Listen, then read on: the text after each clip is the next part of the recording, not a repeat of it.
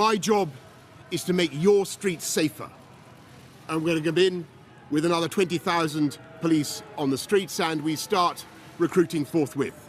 My job is to make sure you don't have to wait 3 weeks to see your GP.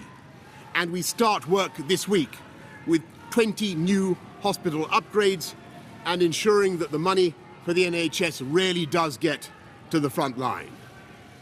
My job is to protect you or your parents or grandparents from the fear of having to sell your home to pay for the costs of care.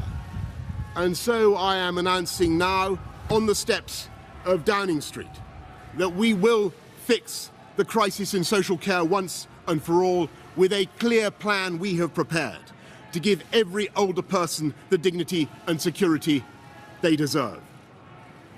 My job is to make sure your kids get a superb education wherever they are in the country, and that's why we have already announced that we're going to level up per pupil funding in primary and secondary schools. And that is the work that begins immediately behind that black door. And though I am today building a great team of men and women, I will take personal responsibility for the change I want to see. Never mind the backstop, the buck stops here. And I will tell you something else about my job. It is to be Prime Minister of the whole United Kingdom.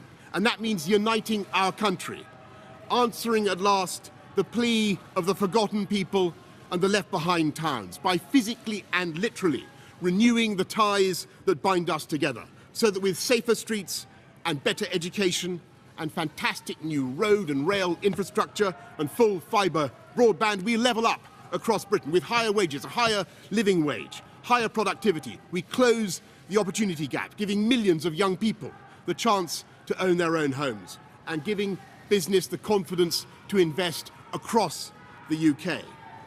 Because it is time we unleashed the productive power, not just of London and the South East, but of every corner of England, Scotland, Wales and Northern Ireland.